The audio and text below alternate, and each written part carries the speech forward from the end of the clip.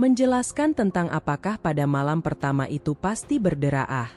Sebelum memulai bahasan pada hari ini, tulis di komentar Bapak usia berapa sekarang dan nonton video ini dari kota mana biar kita bisa saling sapa dan mendoakan. Baiklah, mari kita mulai. Nah, ini sekarang akan masuk ke pembahasan utama bahwa sebenarnya berdah seksual yang pertama setelah menikah ini di Indonesia masih sangat-sangat tabu dan sangat-sangat penting sekali. Dan ini bahkan di beberapa daerah di Indonesia ini menjadi tolak ukur apakah seseorang itu masih perawan ataukah tidak. Dan bahkan ini masih merani momok buat perempuan-perempuan Indonesia. Mengapa? Karena kadang-kadang ada ketakutan sendiri. Bagaimana jika nanti pada hubungan seksual yang pertama saya tidak berdarah? Baik, Idin akan menjelaskan dulu tentang mengapa sih berdarah. Ya, jadi berdarah itu biasanya terjadi pada saat hubungan seksual yang pertama ada robekan pada himeng atau selaput darah. Nah, sekarang selaput darah itu apa? Nah, jadi selaput daerah ini adalah sebuah selaput ya, sebuah ibri pembatah yang membatasi dari Sanjina Citaya bahwa tidak semua perempuan itu mengalami pendarahan pada hubungan seksual yang pertama. Oke, ini menarik sekali mengapa ama dan ini disebabkan oleh beberapa hal. Hal yang pertama yaitu bisa jadi pada saat hubungan seksual yang pertama him atau selaput darah ini sangat-sangat elastis sehingga tidak menimbulkan pendarahan bahkan tidak robek karena memang ada katuk di mana bahkan pada saat anak pertama itu lahir yaitu ternyata selaput darahnya masih ada dan masih ibaratnya masih begitu. Nah, ini menarik sekali. Kenapa? Karel ternyata bisa jadi model selaput darahnya itu yang model seperti ini ya bapak-bapak dan ibu-ibu semuanya.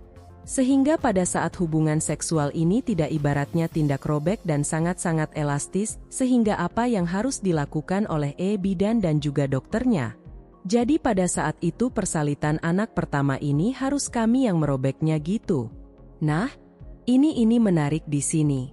Nah, jadi dengan adanya hal-hal seperti ini biasanya ini tidak ada pendarahan pada saat hubungan seksual yang pertama.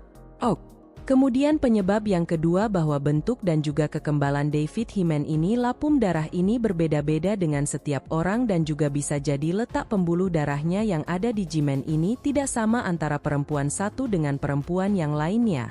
Bisa jadi atau suat pembaranya ini mengandung sedikit sekali pembuluh darah sehingga perdarahan resonat hubungan seksual yang pertama malah tidak terjadi di perdarahan bimambo tidak terjadi di perdarahan begitu. Nah, penyebab yang ketiga yaitu bisa jadi himen atau selak darah ini sudah rusak sejak awal dan perlu kita tahu bahwa rusaknya himen ataupun klap darah ini disebabkan tidak melemu tentang hubungan seksual.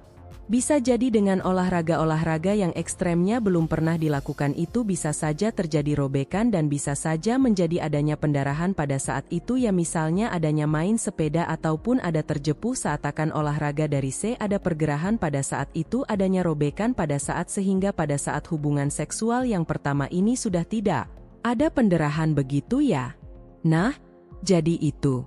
Nah, sekarang setelah kita tahu bahwa suap darah atau himen ini bisa saja memang tidak menguapkan darah, bisa saja memang ada penyebab-penyebab lain mengapa tidak berdarah. Nah, sekarang pembahasannya adalah bagaimana jika berdarah dan bagaimana cara untuk menguranginya. Yang pertama yaitu dengan suami istri ini harus paham beku, harus siap dengan benar-benar mengurangi kecemasan di awal yang ini bisa melubrikasi misal di kita saat kita melakukan hubungan seksual itu bisa iklowa banyak sekali cairan kuluas. Itu yang pertama. Jadi playnya harus benar dulu. Jadi cowoknya ini nih jadi sielatulnya tidak boleh ibaratnya kita bilangis ya.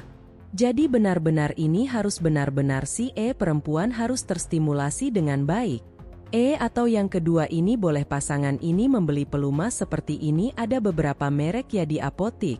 Itu dijual bebas silakan membeli pelumas ini.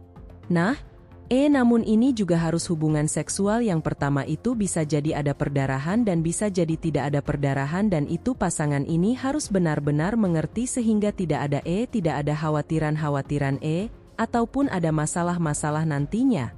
Yang menjadi toko di sini adalah bahwa nilai dari seorang perempuan itu tidak melulu tentang selaku darah. Bahwa darah pada saat hubungan seksual pertama kali ini tidak mendefinisikan seorang perempuan. Ya, begitu. Jadi, pastikan saat Anda memilih pasangan baik itu laki-laki ataupun perempuan, pilihlah seseorang berdasarkan kualitas yang dia punya.